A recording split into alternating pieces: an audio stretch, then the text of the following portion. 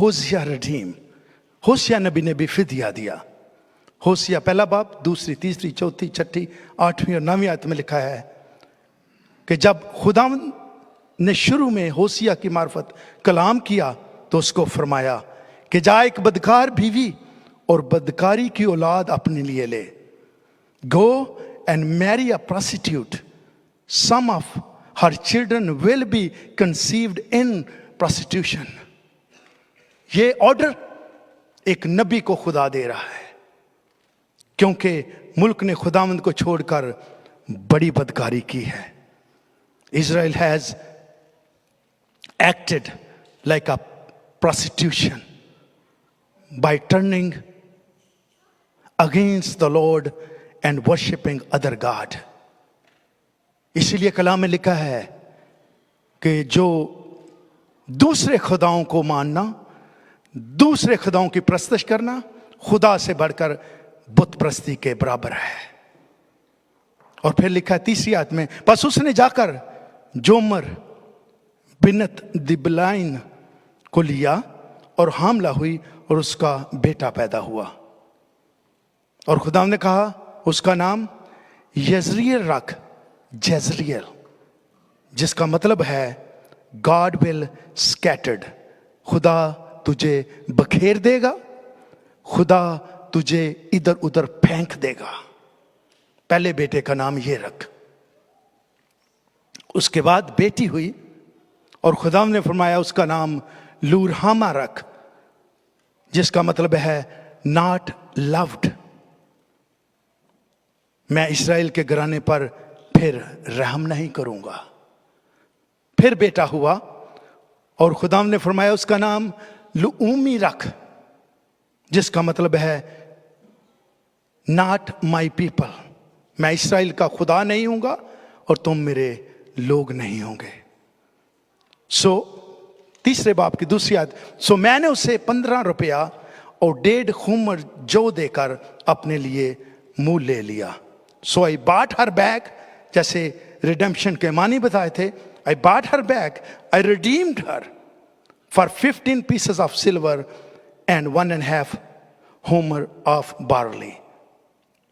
होशिया नबी जो हैं ये 785 BC में आए हैं। और इसके बाद जो होशिया है ये माइनर प्रॉफिट में इसका जिक्र किया जाता है। होशिया के मैनी हैं साल्वेशन, नजात। होशिया नबी के दौर में इस्राएल के 2 हिस्से हो गए थे, northern kingdom and southern kingdom.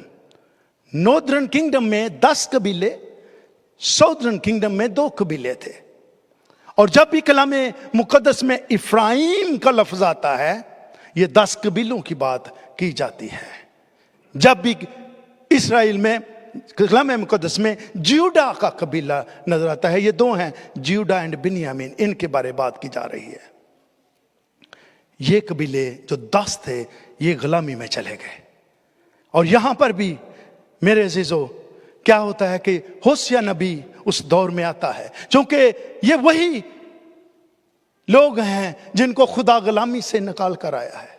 कई बार मैं भी और आप भी, हमारे बच्चे इवन इस चीज को नहीं जानते वहां किन हालातों से खुदा हमें निकाल कर ले आया है, लेकिन हम इन डॉलरों के पीछे भाग भाग कर अपनी जनरेशन का सत्यानाश कर रहे हैं।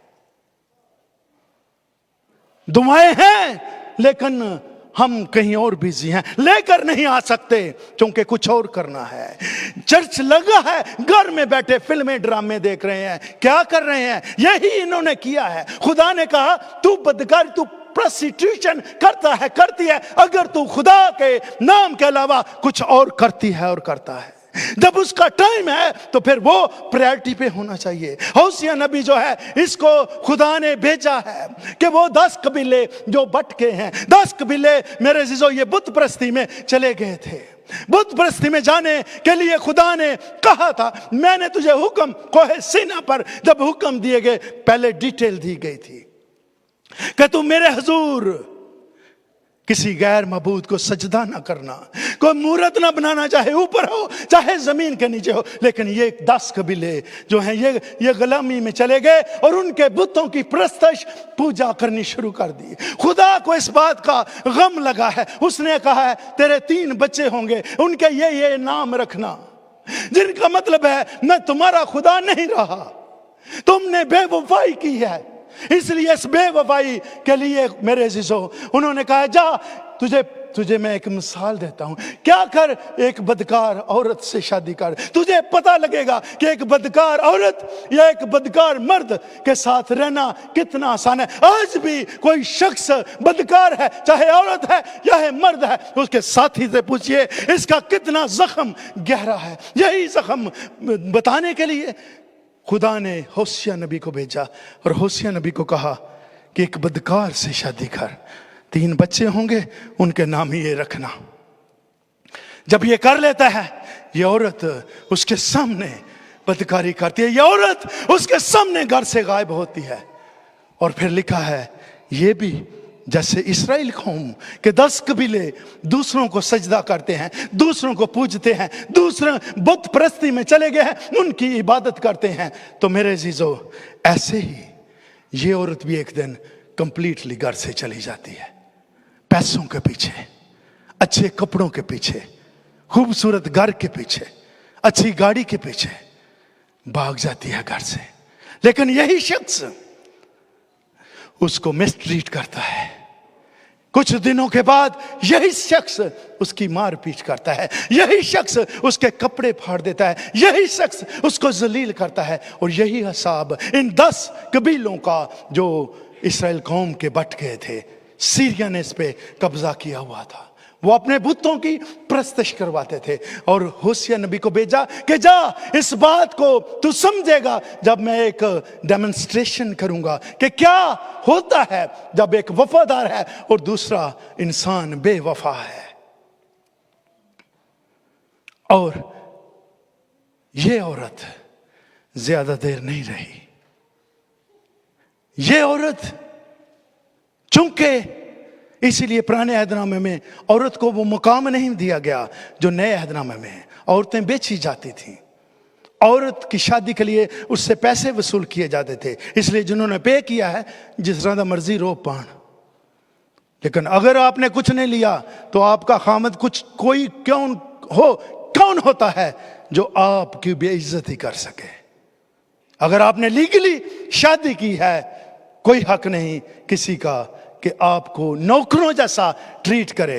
आप खुदा की शहजादी हैं, खुदा की बंदी हैं, और खुदा की शहजादी के लिए रिस्पेक्ट है, इज्जत है और सब कुछ मुहैया किया गया है। ये मेरे और आपके मसीहा ने किया है।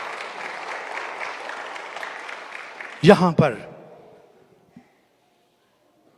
ये औरत जब जलील हो चुकती है तो मेरे अजीजों यही आदमी मिसाल दी गई है, उसको ऑक्शन पे बेचता है।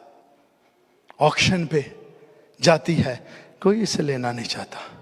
शक्ल बिगड़ चुकी है, बाल बिखरे हैं, जिस्म पे ब्रूसेस हैं, कोई मेकअप नहीं, कोई मुंह धोना नहीं, कोई शख्स उसको लेना नहीं चाहता।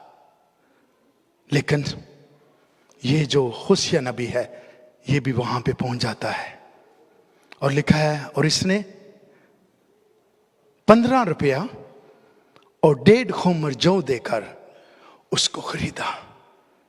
ऑक्शन पे बैठी हुई को ये शख्स जाता है, उसको उठाकर, उसकी बदकारी के बावजूद, उसको उठाकर, उसकी जिनाकारी के बावजूद, उसको उठाकर, उसके नकमेपन के बावजूद, उसको उठाकर, उसकी बेवफाई के बावजूद होशिया नबी उठाकर उसको घर ले आता है और कहता है यू आर माइन ट्वाइस।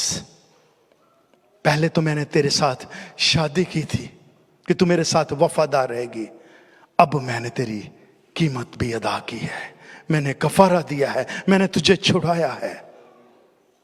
क्योंकि तू खुदा की शरीयत को भूल गया है, इसलिए मैं तेरी औलाद को भूल जाऊंगा।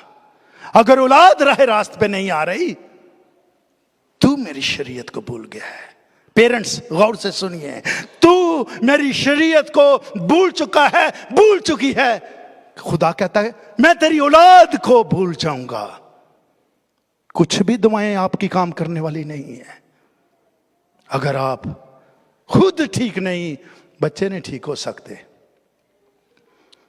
पेरेंट्स ट्रेन की तरह हैं, और जो मेरे अजीजों उसके साथ बॉक्सेस हैं जिनमें पैसेंजर बैठते हैं, वो जहां पे जाते हैं वैसे ही करते हैं।